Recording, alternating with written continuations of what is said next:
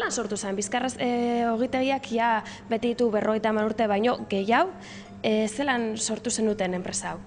Estrapelo denporan, ekin ginen panadegia hemen inde baia inauguro barik.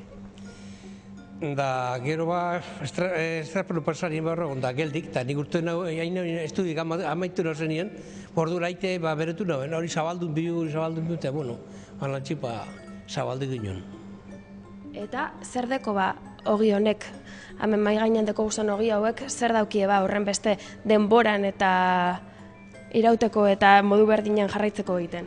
Bueno, eske oin apurata hasi gara hoiten antxiniko moduen, oin 50 urteko moduen, ordu ere izan hori, da itxitetan fermentazio bat emoten. Da, ja gero atzera izan, eitezan amasau, da gero eitezan ogie. Horreko ogiek egiten beste gauza bat, beste gozo usein bat. Bueno, labadura madre da horrei da emoteko guztu, da hori egiten da bizperan. Da gero, bueno, hori egin, da itxi fermentetan ondo, da gero ogize erre laban, da holan neurtetan dago, ogi honak, ondo mimeute. Erraz egiten dago azaldu zelan egiten da ogia zeure aitak, baina bizitagi datuak antolatzen dozu ez ogiaren onurak eta ogi hauen ezaugarriak zeintzuk diran azaltzeko, ez da horrela? Bai, bizita batzuk egiten dugu hemen obradoran, purbe jendeari, honek gauzak edo guk dakigu zen gauzak ogi egiteko eta purbe erakutsi eta jendea igertzeko hobeto, zein dan ogi hobeagoak edo ez onak. Zer dira hemen mai gainean deko guzan ogi hauek? Ze ogi deko guz, ze ezaugarri dauzkate? Hau da, gari osoaregaz egiten dugu urune eta horregaz egiten dugu ogi hau, integrala edo, deitzen dako behar dendatan. Gero hau da ogi zurie, egiten zen opan blanko, antxinean, da ogie mamia deko oso aprobete gogorraua da, hori oso gozoa, edo guretzat hau da holan opilen modu duen, eta hau barran antzean badirez gitxi gora bera bardinek, hau beste hau hartuarekin dago eginde, da, apurtzu bete holan... Zurie, da hartu uruneaz. Bai, ze bestela hartuagaz bakar egiten bada, ogie esteko mamia, hartua bera zelan esteko gluten, horregaitik lotuten da gogorra eta horregaitik botaten jako beti urun zurie, gero mamie eta egiteko, da ogie bigun egoteko. Eta, gero beste hau zentenokoa da, ez dakite euskarazan esaten dan, baina da beste ingrediente desberdin bategaz egiten dugune, hau da bai pan de agua, hau da ogi bet dekola ure asko, eta horregaitik denpora gehiago egoten da bigune eta jateko moduen. Zer da jendea jakin behar duena ogi bat eta beste bat ezberdintzeko? Badakit katak eta antolatu oso ezala, ez? Bai, horrek ja aukerak direz oso pertsonalak, ez dakit batzuk direza prozesuagoak, beste batzuk direza gogorragoak, nik betik esaten dutena da igertzeko, zelain lango esan duzu bezalan igertzen den ogi hon bat esateko dala, askotan galdetzen dabe hori, ez? Zer da ogi hon bat?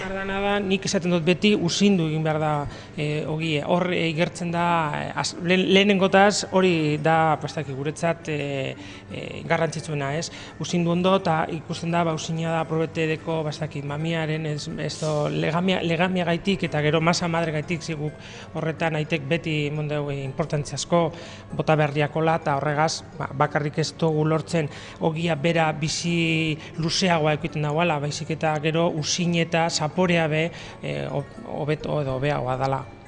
Ointela gutxi ogiaren nazioarteko eguna ospatu zenuten. Eta egun horrekin bat eginda, atera zuten datu bat, eta datu horretan irakurtzen zanez, geroz eta jende gutxiagok kontsumitzen duela egunero ogia. Hori nabaritzen duzue?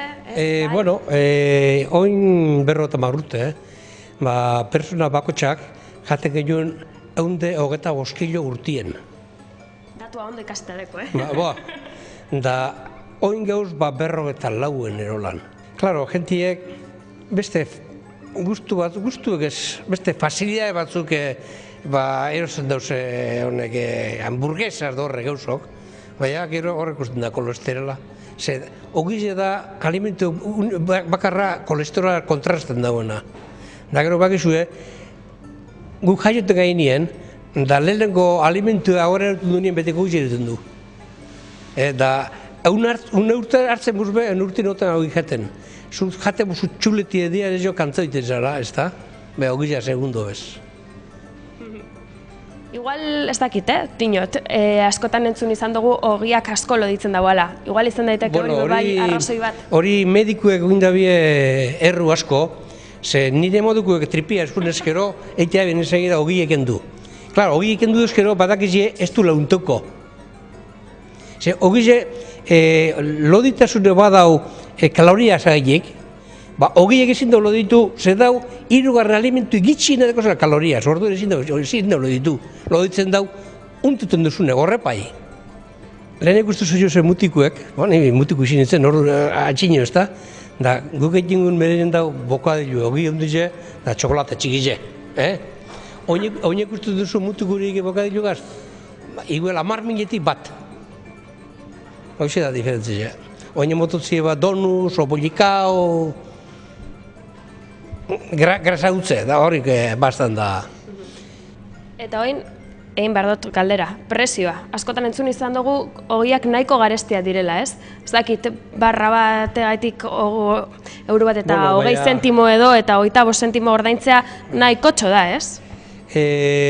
Nahiko txo gaur ez gozizten, iruazten diruri bape bez.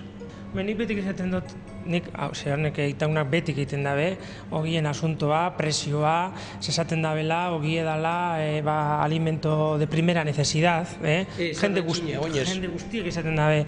Nik usten dutena da, kalean, famili bat, lau pertsonak konpontzen dabenak, eroaten dabez, ogi zati olako bat bakarrik, eta egunero ganera, igual, soberan egiten dabe zati bet, oseak nik uste dut, de primera necesidad, ez dakit, esaten bada ez, antxinean bai, ze familia baten eroaten ziren, 8, 9 ogi, da arregaz, arrautza bat eta ogi piloa. Horrekin, betatu tripea, ez da. Hoizin zen, antxinekoa. Nik orain bezaten dutena da, ber zer dauen merkatuan, euro eta 20 zentimotegaitik, lau pertsonak jateko etxean. Ze egunero joaten badira, ez dakit, kafe bat hartzera, nik uste dut, gaur egun, kafeak be, euro bat eta gehiago, hogeita gehiago be, kostaten dela, bakotzak askotan edaten duguz, bat, bi edo 3 egunero, da inorrek ez dugu esaten ezer, oin, hogien asuntoa, 20 zentimu berantza edo gorantza, badauen edo ez badauen, azten direz kontuek ataratan, urtean zehar, zenbat ez dakit gehiago erosi dugun edo gastatu dugun da ez dakit zer, ogia bategaitik, nik esaten dut ostera, zer dau merkatuan gaur egun, euro eta 20 gaitik, lau pertsonak jateko, edo zer imiten dugu maiganean ez, euro eta 20 gaitik jateko. Nik uste dut oso merkea dela. Orduan horrekin geratuko gara, produktu osasuntzua, merkea, da egunero eta mai gainean falta ezin dena, ez? Da dala produktue uniko kontrasten dagoena kolesterol. Hori, azken apunte hori bai, argi. Baskerrik asko. Zuri.